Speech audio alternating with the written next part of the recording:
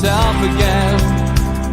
But it's the only way you're ever gonna learn. You look back and it's all in the past. I'm dwelling on the thoughts I cannot say to you. If I don't say the words, then maybe it's not true. It feels alright. Good evening again. Welcome to NUFC Matters 2 for the price of one tonight. If you didn't catch it earlier, I had Liam Kennedy and Jordan Cronin from Newcastle World, a double act live from Austria, giving us a little rundown of what it's like out there at the moment. And we'll have the guys back on at the weekend after Newcastle's first pre-season friendly out there. So looking forward to having them on, but go and watch that after this show. Welcome to a slightly depleted channel tonight. Neil is otherwise engaged at work still, as is Steve Hasty on open golf duty. I think he's on this week. So hope they're both having a good time. Something about Stephen Fields at the moment and sitting in fields. Yeah. Going to get a reputation. But yeah, welcome to George, welcome to Steve, Al-Walid and Stu. Got a couple of our usual favourites in here as well tonight. Ask George, of course, halfway through the show. If you've got a question for George, ping it in the chat and we'll ask George halfway through. And my first game this week, Stu's just going to give us a rerun of his first game, just to get you in the feel of it. I want you to submit your first game. Drop me a message on Twitter or Facebook or Instagram at Steve Wraith and send us your memories from your first game and we will feature you on the show. Plenty to talk about as always, even though there isn't any football at this moment in time. I want to just get your views on safe standing first of all. And George, coming to you first. Safe standing coming back in to Newcastle United's ground at the away end first, and then subsequently in one of the home sections after the club have dialogue with the supporters, was the way they put it. So is it a positive thing, that, George? Are you happy to see the return of safe standing? Some kind of standing at football grounds. For those that would like to do it, yes, I'm happy for them. It's not something I personally would want to do, to be frank. And I enjoy me view from where I sit in the stand, I'd struggle to get through a whole match standing all the time now as well. That's the other thing. But for those that would like to, yes, what I'm keen to make sure is that people get rid of some of the myths. Because already I've seen one or two people on social media saying, "Oh well, we'll get more people in." You won't. It's one safe standing space for one seat. In fact, your seat will still be there, is my understanding. So, yes, I'm delighted for those that want it. And the crucial word for me is safe. I get, having been away with you lads and Neil and his friends, when I've been away and everybody in a big stand, I'm trying to think where's the worst one is the old stand at Everton. Everybody there was standing up. And if there was a push from the back, the whole lot would just go tumbling down hundreds of feet because it's, the seats are low, you've got nothing to get hold of. And that's one place that did worry me, that fans were standing at all. But if that's what they want to do, that's what they want to do, even though it wasn't illegal at that stage. But as I say, safe standing is the key for me. And the other is, for those that want it, absolutely smashing. I'm delighted for them. But it isn't exactly what I want to do at the moment. Steve, we've seen Hillsborough, we've seen Heysel, we've seen many different things happening over the years, disasters at other football grounds around the world, which probably aren't as well known as those ones to us. But a lot of people have campaigned quite heavily for this. The Football Supporters Association have been quite prevalent in their support for this. And I mentioned on the show this week that Steve Hasty had arranged for the FSA to bring up an example of this before it was tried out at some of the Premier League grounds. And I was at Anfield this year and got a chance to see it firsthand. I've got to be honest, I actually liked it. I thought it was safe, which is what George has just said there. It's got to be safe, and it away from home. I think away supporters do traditionally stand anyway, so it's better for people being safe. But what's your views overall on that kind of way of watching the game for certain fans at grounds?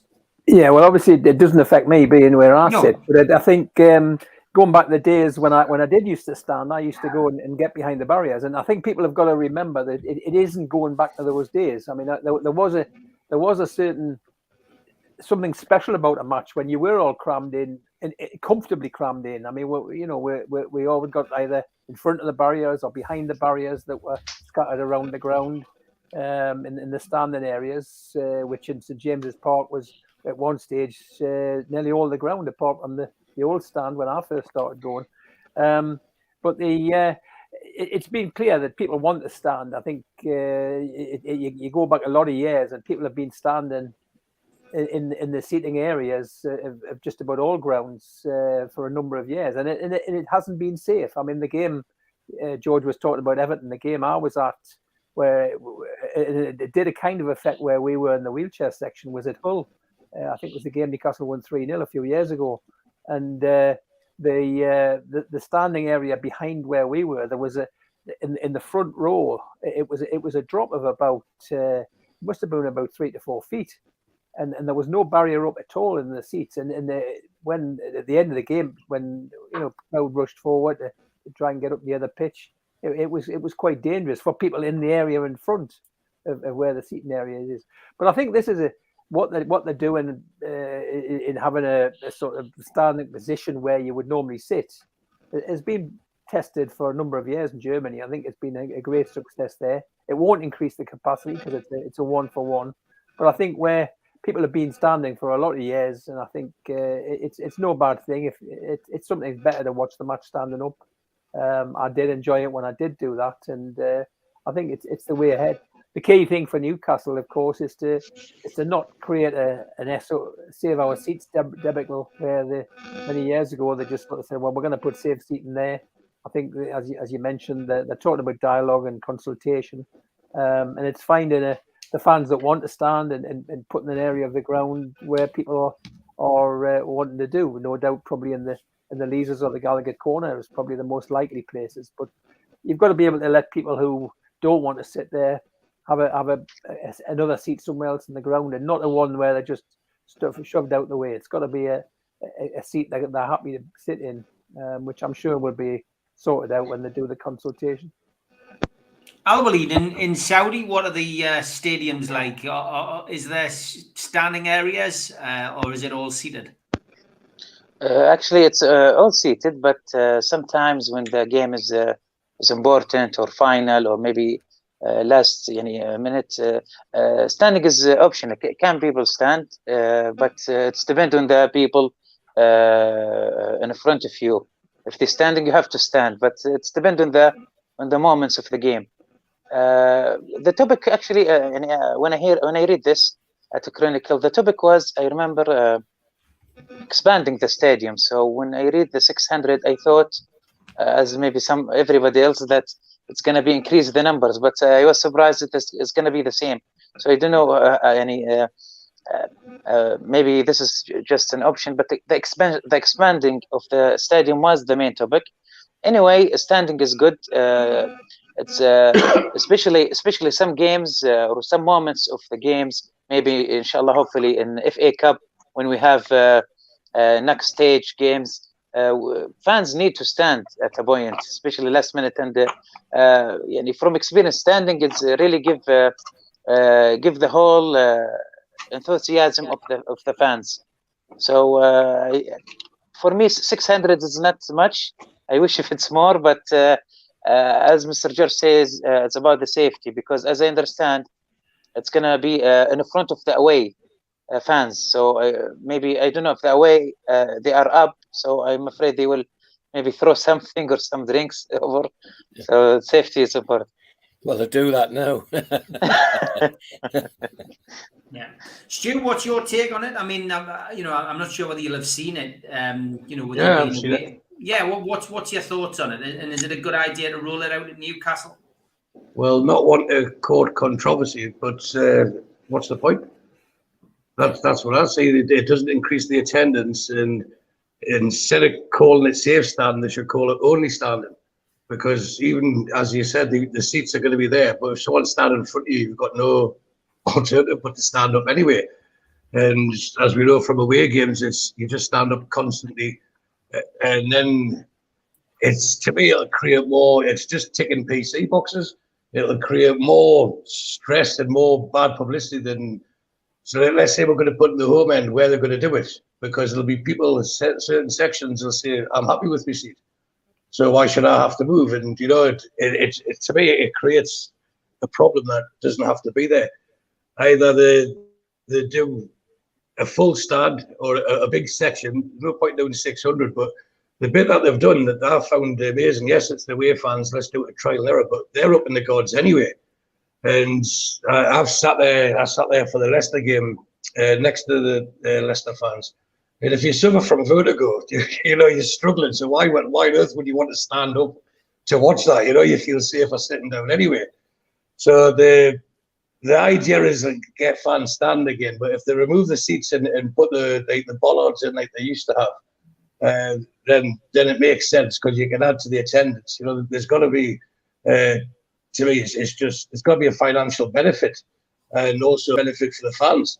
And if you just say to people, well, you can sit down and stand up, that happens anyway. You know, as soon as Newcastle go on the attack, practically the whole stadium stands up, don't it? So if they want to say we want safe standing, remove the seats, have it called it standing only, and then see who wants to go. And from there, because it's quite clear they're going to have to do something with the stadium anyway, and this is why there wasn't a big deal of season tickets let out, because they've obviously got plans to implement new changes, and they need to keep certain percentage for away fixtures, etc. So it would be an ideal time next season. So the only positive I took from that was an indication if they're going to introduce it next season, that's when I think they'll start the reconstruction of the ground to expand it. Okay, good stuff. Good, good perspective, Stu, as always. Let's talk football, George. Gateshead travelled up to Darsley Park, and Newcastle won 5-1. And from my perspective, I've just said on the show this week, it's great, and such a big turnaround from last season when we travelled to York for our first pre-season friendly and came away with a 1-0 defeat. How times change. And soaking wet to boot.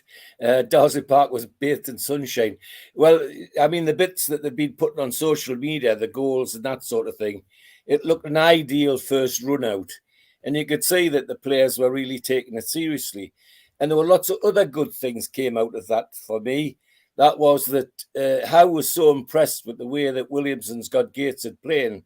I think he's intending to talk to Gateshead about some formal arrangements about loaning out our young players to go to Gateshead occasionally. Now, I think that's fantastic. Absolutely great. It couldn't be better. It's a Geordie win all the time. As Geordie's going to another Geordie team is fantastic. But as I say, that the great thing was that it looked real. It looked like a proper game. It would be good for Gateshead. I don't think if they'd got a 10-0 thrashing, I don't think they would have enjoyed it. But it was a proper game. The other thing to come out of it, two things I noticed, which other people might not have done. Elliot Anderson was in the team for the first 45 minutes, and I gather played very well. And the big young centre-back, Kel Watts, was on for the whole 90 minutes, I gather. Now, there must be some messages there. And afterwards, I see the bit where Watts was interviewed by somebody on either on Twitter or Facebook or something. And they said, how did he feel? And he says, well, I want to show them I can do something. And I thought, good on you, lad. Great. That's what we want to see. So from my point of view, if it was a proper match in good conditions, and the players looked as though they were really, really going playing for it, really. And I enjoyed the whole thing. I thought it was a good start to the season.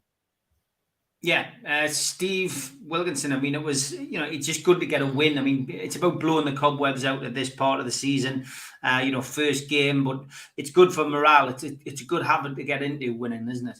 Yeah, and I think it seems the wins all around. I think we got goals from Almiron, which is good because that's the position that we seem to be. All the speculation is that we're going to look for a player to play where he was playing and scored that great goal against Palace. Is that position? So a chance for him to stake his claim to play on that right side, and he stuck 2 good goals away. And I think it's been a win all round. And I think, as George has said, trying to establish a relationship with Gateshead, we're never going to be threatened by Gateshead. And I think if we can help them to develop, there was talk a few years ago of them going full professional, moving to a new stadium themselves and trying to get into the league. And I think that would be a great thing. And if we can help them to do that by loaning out players or whatever it is that we do, they've obviously gone up into the full National League now they're in, isn't it? Did they get up from that into the main National League now? So they're only one step down.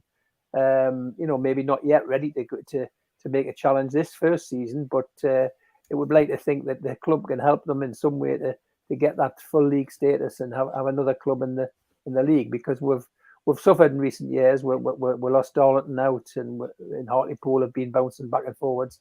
So the more northeast clubs that are in the EFL, the better.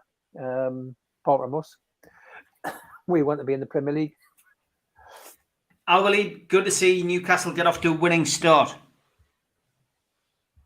You're on mute, Alwaleed. Sorry, of course, but maybe my opinion will not be liked by a lot, because usually, even my team here in Saudi Arabia, I don't prefer, sometimes I don't want a big result in friendlies for my team's sake, because my aim is I want the coach and the management see the flaws and the weakness point of the team, because sometimes the big result covered it. So because I still believe we need work on the defense midfielder and strikers. So gets hit, maybe it's not it's okay, of course, good start, but I think maybe Benfica game I think will expose a lot. And because why I'm worried because I really want to have good result against Big Six next season. Okay, good stuff. Stu, your thoughts on the friendly win? I mean, Newcastle, as George says, given youth a chance, which is great to see, the likes of Elliot Anderson and Kelwalk getting a run out. But just as important to see the likes of Almiron and that, continuing where they left off at the back end of last season. Yeah, and it's always good to win. It doesn't matter who the opposition is. It's a good breeding. You get, it's a good habit to have. But there's one thing that is absolutely certain, that we will be fitter at the start of this season than we were at the start of last season. And you can tell already that the players have been doing training in pre-season, and they've been keeping themselves ticking over, and some have been doing a little bit more as well. And if you remember when we said, myself and Mitch said last year, when Eddie Howe first come in, you're talking November time, the players were only 60% of the fitness they should have been at that stage. And you wonder why we went 14 games without a win. And I don't think we'll have to wait 14 games this season. So it just shows how professional we are. Everyone is bought into the Eddie Howe ethos and what he's trying to achieve, and they all believe it. He's taking the club forward, and it's nice to see they all want to be part of it. Even the people leaving are upset to leave, but I think they accept that they're not quite up to the standards where the club's going. But a 5-1 win, and you see the kids get a run out, it's all good. And that's something we're going to have to get used to. There's going to be a lot more good news than bad news in the coming months and years. We just need to stop comparing to the past and let this break free from the shackles. It's been a typical Newcastle supporters' life, hasn't it? When something good happens, then invariably something bad happens the very next game. But these pre-season ones, they've been picked, to me, carefully, shrewdly, and the challenges increase as the fitness increases as well. And I have no doubt at all that Eddie Howe and his staff will have the team bob on for Nottingham Forest on the 6th of August. Yeah, you mentioned, Stu, and I'll come to you first on this point for a change, the outgoings. And obviously we've seen a few in the short space of time. And although some fans are getting aerated because we haven't signed anybody else, the transfer window is about getting people off the payroll and getting people out the door. So Kieran Clark, we've seen him go to Sheffield United on a season-long loan. We've seen Jeff Hendrick move to Reading, again on a season-long loan. Isaac Hayden was the first out the door on a season-long loan, and we're hoping sooner rather than later to see Dwight Gale going out as well. Matty Longstaff and Federico Fernandez, other names that have been mentioned, currently in Austria with the first team. So not quite sure what will be happening with those. But there's been a big week in the transfer window this week. It just hasn't been incomings.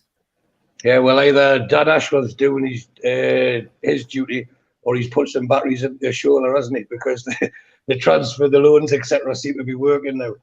But there's people like Kieran Clark and Isaac Hayden. They've always given 100% for us, and they were integral in our last promotion and us staying up that first season as well. And I think they're aware of their own limitations and of their own, the club's now expectations. I think, right, we don't match that. So we should wish them luck. There'll be more to come. And if we look at the squad, if you remember back in January when there was a big shock, certain people were left out, Lewis, etc. Now we're saying that Lewis should be in the squad, but you've got Dummett there and you've got Target there. So are you going to have a top-heavy squad where you've got 25 players and 3 left backs in it? Richie stays in it. That's 4 left backs if he's covering there. So there'll be more going out, and if we're going to sign the players that we've been linked with, or even some of the players that we've been linked with, we are going to have to start shedding some of the squad. And we've said it many times, we can't be too sentimental with this. We've just got to look. We know that when the club are bringing players in, they'll be of a higher quality than what we've already got. And this is something that how do I say it?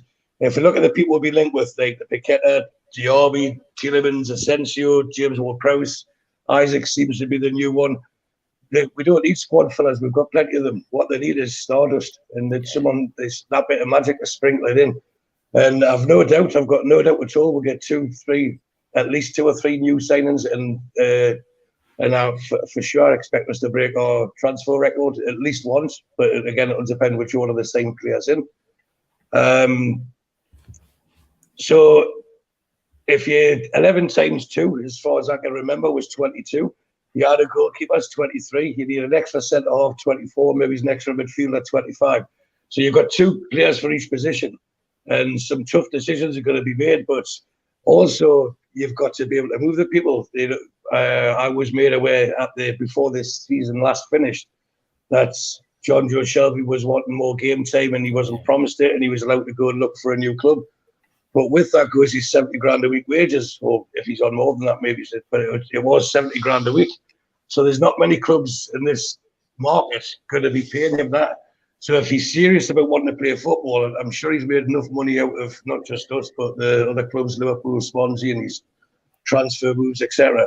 If he's serious about it, he's going to have to take a drop in wage. Either that, is he going to be one of these squad fillers? And the time of his career, he does have a lot to offer. He proved the last half of the season that he can cut it in the Premier League. But if we're going to bring in the Paquetas, etc., then he's not in it.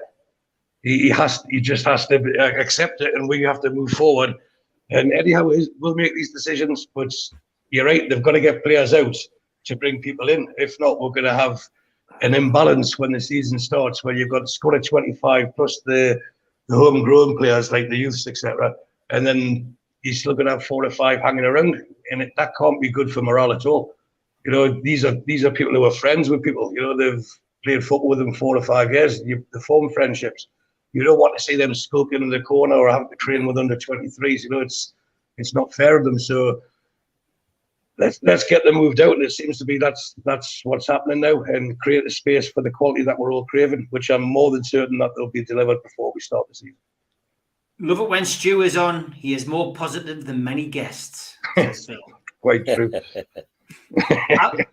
Al-Walid, we've got to let players go. Are you sad to see any of those players that I mentioned leave the club, or are those players who you expected to leave? Of course, all of them, but this is the life, and sometimes this should happen. And I'm really thankful for what they did. And of course, we all attached to the players, and some maybe more than the others. For me, maybe Dwight Gale. I really liked him, and I just think, I guess, and he wasn't lucky at, or as we used to say, he's been bruised as many players. I wish him all the luck, but I think the players, the club is so respectful. They offered them the options, and they were honest with them. You want to stay? Maybe we're not going to depend on you. So everybody, the best way to respect the players is to just tell them the option and let them choose. And I think this is what happened. Maybe I'm concerned about Fernandes still, the Argentinian defender. For me, it's still is a mystery. He's not playing. I always see him trained, and he always smile. I don't know what's going on with him, especially Federico Fernandez. So this is what this is the life, and I just want to say I'm not really happy with the strikers. I'm not happy with the strikers. We need a number 9, better than Wilson and Chris Wood. Okay, Steve Wilkinson, your take on the outgoings? Well, I think what we've got to remember is it's still a long time left in the transfer window. It's over 3 weeks till the season starts, and probably about 7 weeks till the end of the transfer window. And I think a lot of loans will happen at the end. Towards the back end of August, once the season gets going, because I think it was the week when Keith Patterson was on Three Amigos. I think he had a list of about 16 or 17 that he thought he would ship out, and I think that we know the players that are probably second phase players. I think if you could almost pick the team now, and that gives a fair number of players that you would think on the fringes, people like Murphy and Richie, who are quality players and potentially in the team for last season and in recent times. But are they going to get a game in the going ahead? And it's really at the stage of the career. Are they prepared to sit around and be possibly third choice for a lot of players? You're talking already, as Stu mentioned, how many fullbacks we have.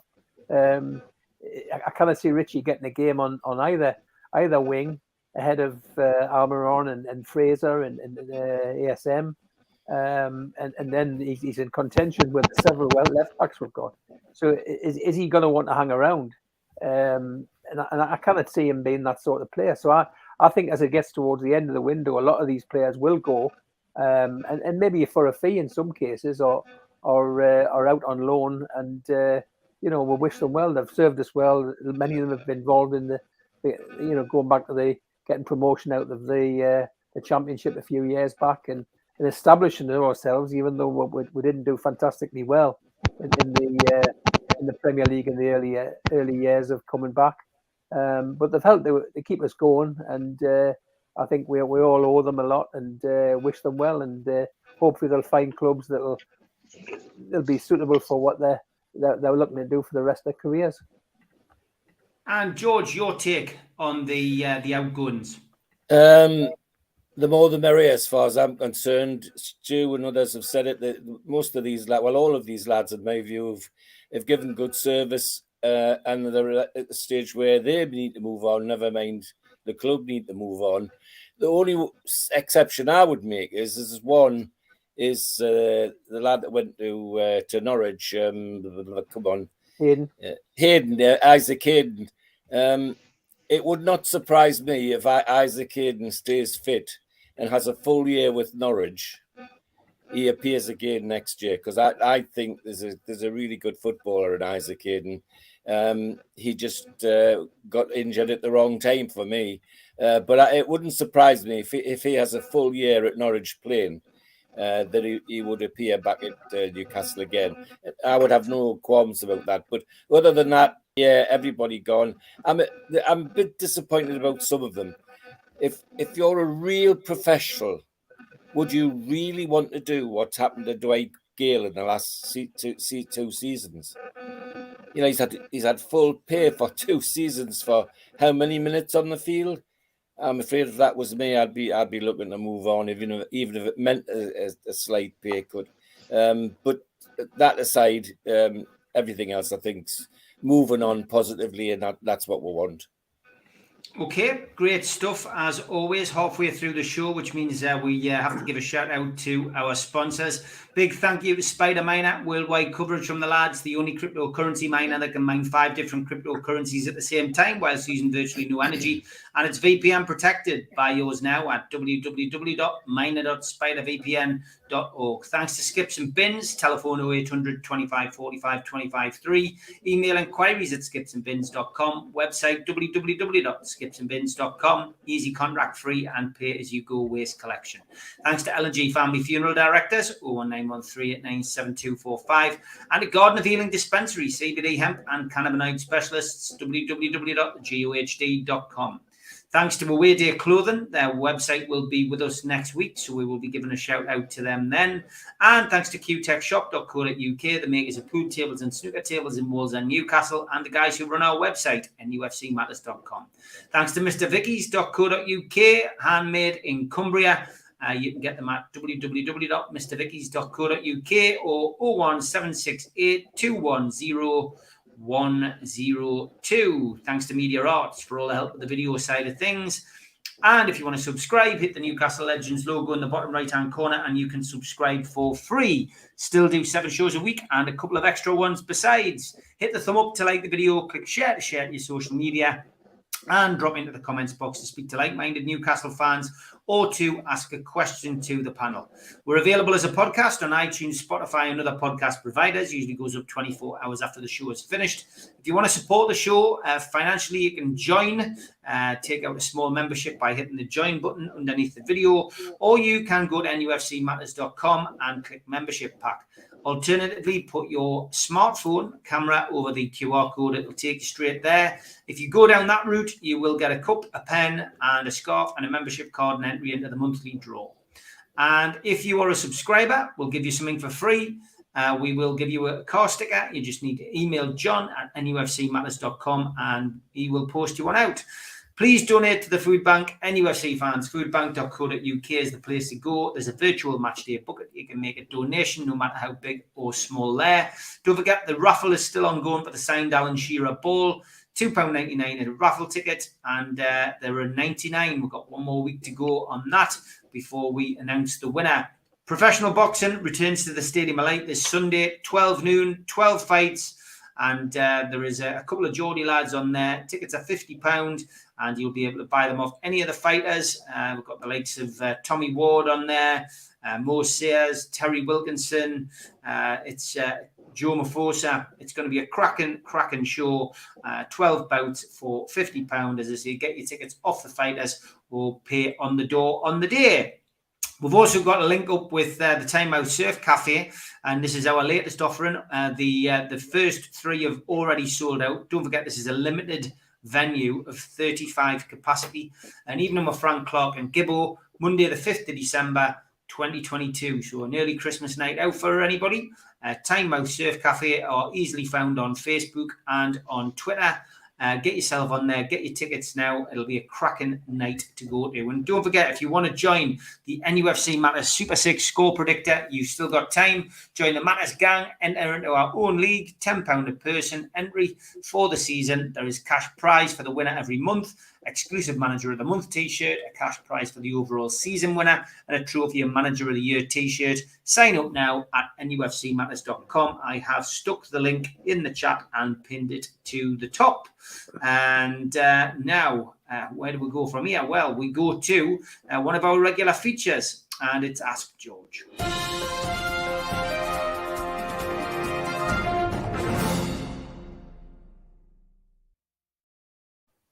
Gary Milligan, I've told you where Mitch and Steve are, so that doesn't qualify as a question, mate, I'm afraid. But this one does. He says, can you ask George, of all the teams that have dominated English top-flight football, which one does he think was the best of all? What a good question.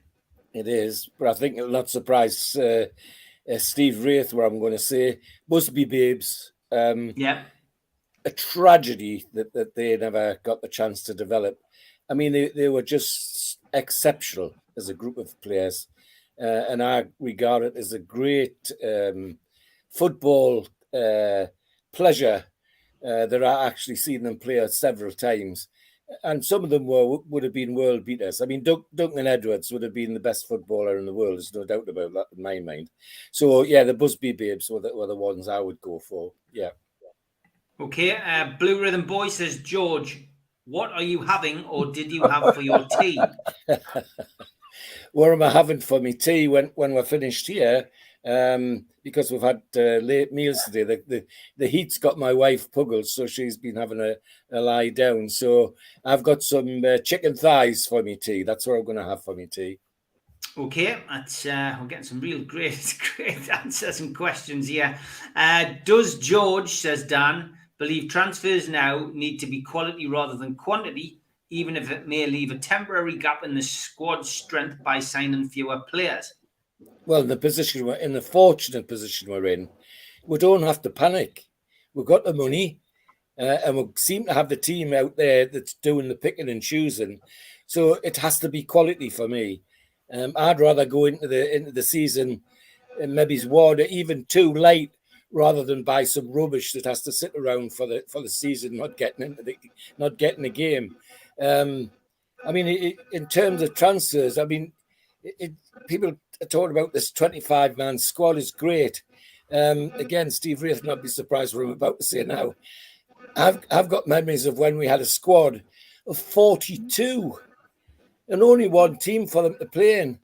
So there was mayhem. There were 16, 17 transfer requests every season. I mean, that's Newcastle United for you. So, quality, please. Quality, yes. Okay, and what's the biggest crowd George has ever played in front of? That's an interesting one. It was in Scotland.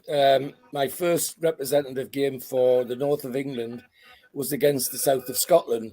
The Scots pulled a fast one and played the full Scottish team against her. And it was on New Year's Day in 57. And it was immediately after the Hearts-Hibs derby match at Easter Road. Hibs-Hearts match, I should have said, at Easter Road. And before the game kicked, by the time the game kicked off, there was still over 40-odd, 50-odd thousand in Easter Road after that derby match. And that's the crowd we kicked off to. And it was a great experience. Not a very good pitch, worse slope than St James's Park, worse surface than St James's Park, but brilliant experience, I've got to say, for young kids like I was at the time.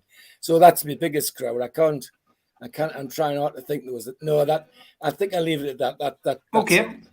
Last question goes to Spenny. He says, ask George, was Len Shackleton really that good? Yes. I mean, people used to say, because remember, I'm from the time when there was a lace in the ball, and people used to say that Shackleton could take the lace out of the ball and put it back in before anybody did anything. And he loved the game. He was a character, and he did it all with a smile on his face. And the other key for me is that people don't realise his best friend in football was Jackie Milburn, and the families were great friends. And I'm telling you now, if Shackleton had been anything other than a gentleman, he wouldn't have been a friend of Jackie Milburn's, because Jackie was straight up and down, no bother. And there's so many stories about Shackleton, The one I remember against a big name referee in a cup match, I think, at Roker Park. Arthur Ellis, I think the man's name was. And Shaq was going to take a free kick, and he dug a turf out of the ground and keyed the ball up on the top of the turf like a tee. And Arthur Ellis said to Shackleton, "That's not in the rule. That's not in the rules." And Shaq said, "Well, it isn't mine," and took the free kick. That's the kind of person he was. But he was just absolutely brilliant, and he could do it all: box to box, dribble, shoot. He was as good as the saying, and just sad that he left us and went 13 miles south, as far as I'm concerned. Great stuff. Some great questions there. Thanks for everybody for joining in that part of the show. Now it's time for my first game.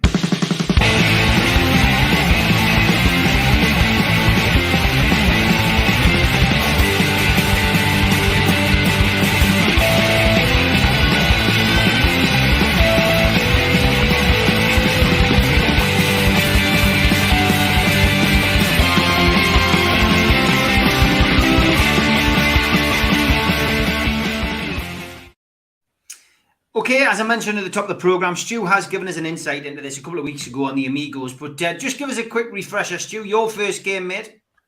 It was against Manchester City in the autumn of 1983. We won 5-0, and there was a Beardsley hat-trick, my proper tune hero, Peter Beardsley. He scored a hat-trick, and Waddle and Keegan got the others. Just hear those names, and not just Geordie legends, other than the national treasures on there. And we had them. So I said at the time I was a bit spoiled. I remember going, it was in the old stand, which is now the Milburn stand, and it was corrugated iron, wasn't it? And had Newcastle United painted along the back. And I went there with my dad because Hearts were aware something that day. He took us to Newcastle. I was so chuffed and proud. I went. And as you go in and you see the pitch, it just grabs you, doesn't it? Well, the pitch doesn't physically grab you, but the mystique, the whole thing of supporting Newcastle United, you can feel it, you can smell it, you can taste it. And I remember sitting next to my dad, and there was the joke I mentioned on the Amigos when I said it, is we got packed off for the Mars bar each, which my dad kept in his jacket. And I didn't want to spoil the day by asking for it because I might not get taken back again, so I had to behave.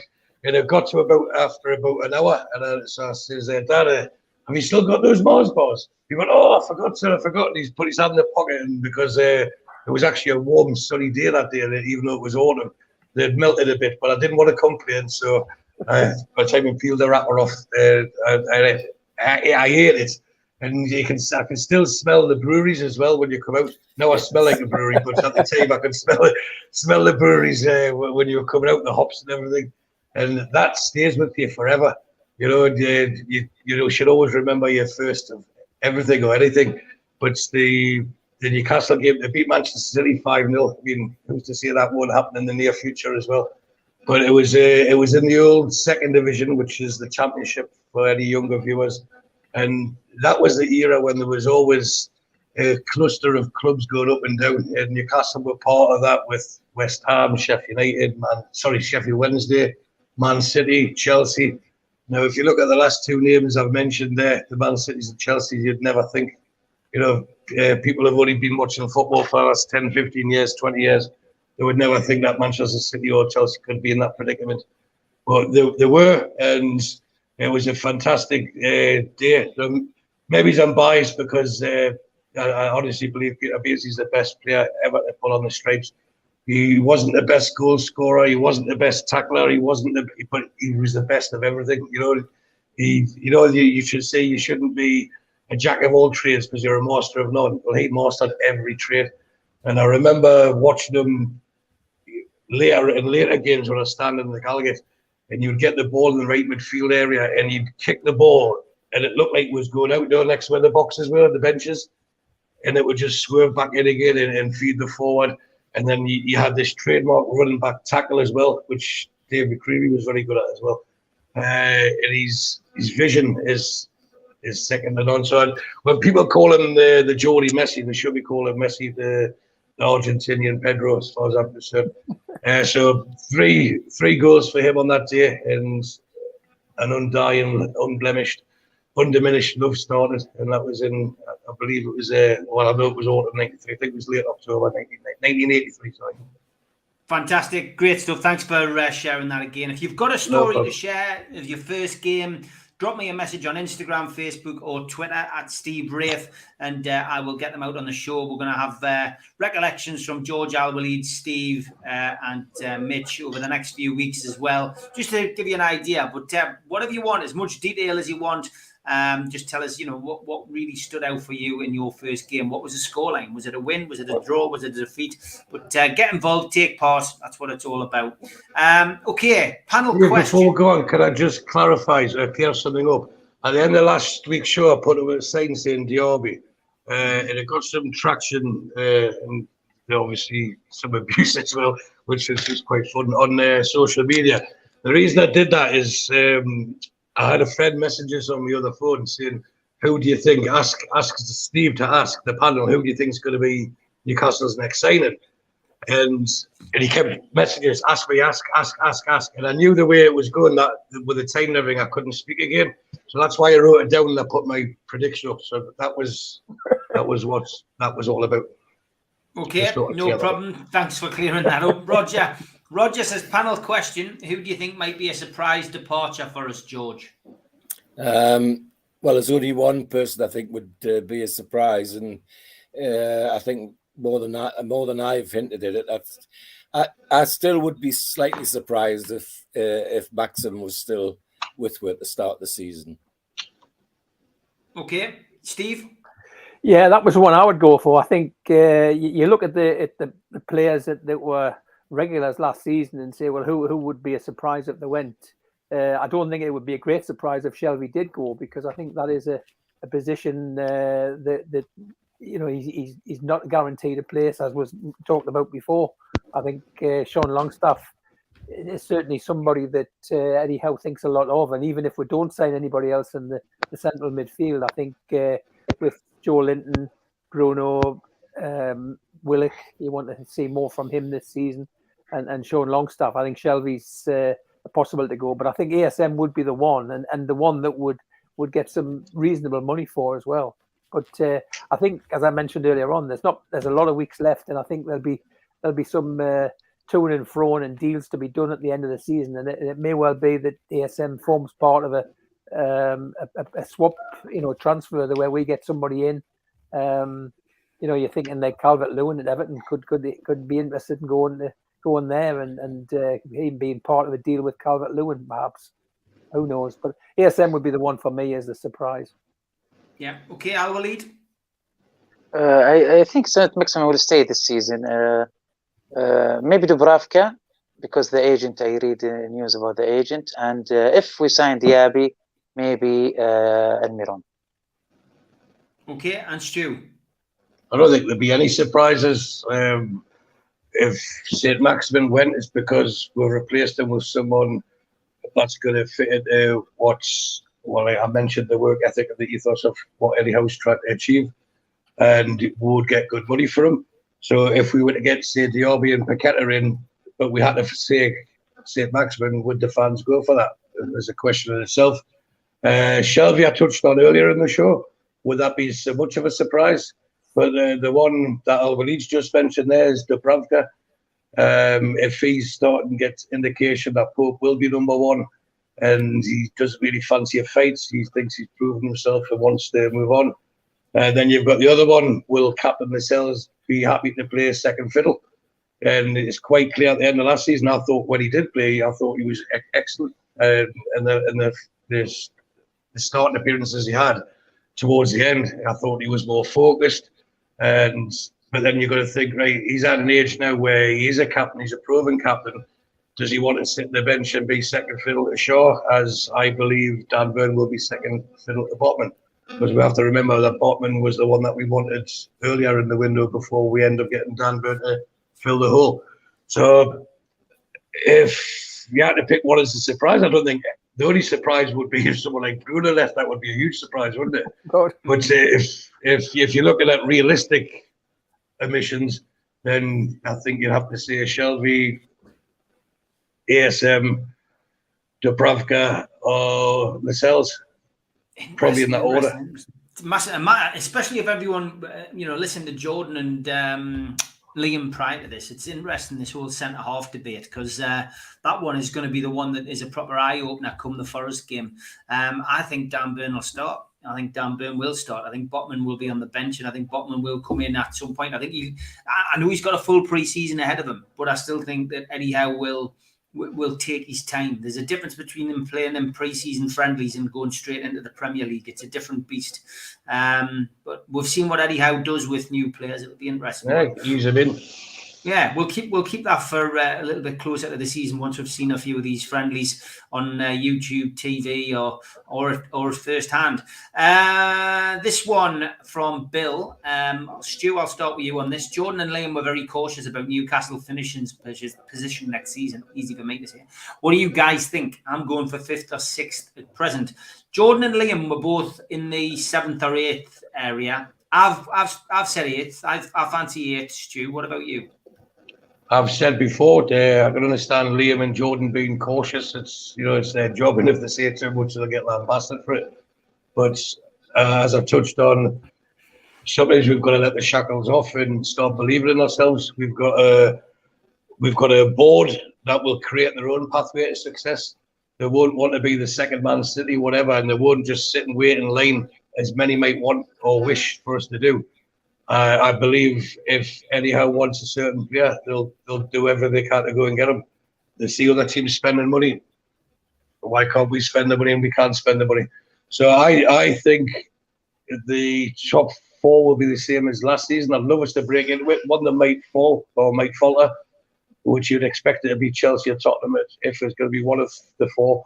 But then we seem to be competing with Arsenal for players. Why? And we totally embarrassed them at the last game of the season, last home game of the season, and they needed to win more than we did. So that's the sort of, to me, that's where we're competing with. I think we'll pass Man United. It's a shambles of the club at the moment. And so I'm going to go for fifth. I think everything stays positive and we get the players in that will improve the squad. The starters are touched on. Why can't we finish at least fifth? Okay, it's a difficult question to answer, Al-Walid, at this moment in time when transfer window is still in its infancy, really. But where do you see Newcastle finishing next season? What is your gut instinct? The good thing is the excitement. So, and I guess the excitement from the players that will give us a more push than other teams. But as I said, I'm not happy with the strikers because Wilson is a great. I don't want anyone to understand me wrong, but Wilson is a great player, but the injury prone, and we need a striker and a winger. So I can't tell now without seeing the full squad. But for the names we have now, as you said, Steve, maybe 8. But if we have a good striker and a winger like Diaby, I think we can guarantee a European spot. Steve Wilkinson, your take? Yeah, well, I agree with Stu about the top four. I think it'll be difficult to break into them this coming season. But I think the next group of teams, Arsenal, West Ham, Man United, and I guess Leicester, but I think they're probably going to fade away. I don't think they're going to be as strong this season.